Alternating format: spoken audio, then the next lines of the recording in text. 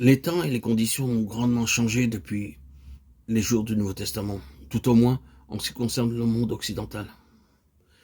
Il était simple et naturel en ces temps-là de rassembler ceux qui croyaient en Christ. Il n'y avait alors que des croyants et des non-croyants. Aujourd'hui s'élèvent quantité d'autres questions, celles des affiliations, organisations pratiques, croyances. Mais il y a une ou deux choses qui doivent toujours gouverner cette question. L'Église ou l'Assemblée locale doit être localement, tout ce que l'Église est universellement dans son ensemble. Elle ne doit être plus petite, ni dans sa vision, ni dans sa vocation, ni dans sa relation. Bien que située localement, elle est universelle quant à sa nature, à son influence, à sa vocation et à sa fonction. Si elle vit pour elle-même, elle mourra.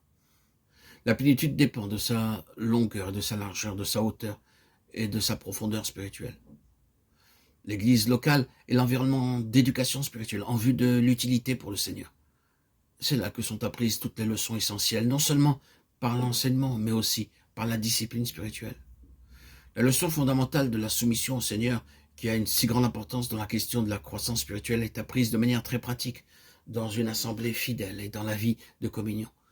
Toute vie personnelle, indépendante et non relationnelle est impossible lorsque le corps est véritablement reconnu.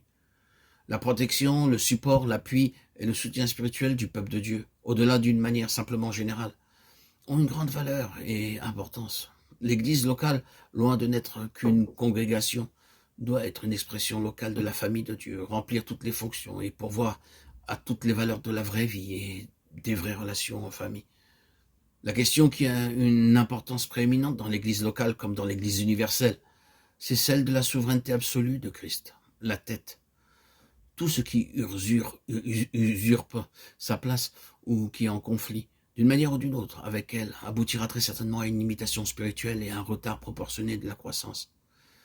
N'est-ce pas pour cette raison que dans les églises du Nouveau Testament, aucun homme n'exerçait l'autorité, mais que des anciens, et non pas un ancien, étaient désignés? Le principe du corps est sauvegardé dans ce qui est corporatif, et l'autorité individuelle évitée.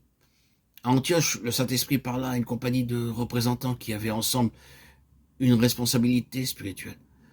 Les anciens sont représentatifs, il s'agit d'une mesure spirituelle et non ecclésiastique.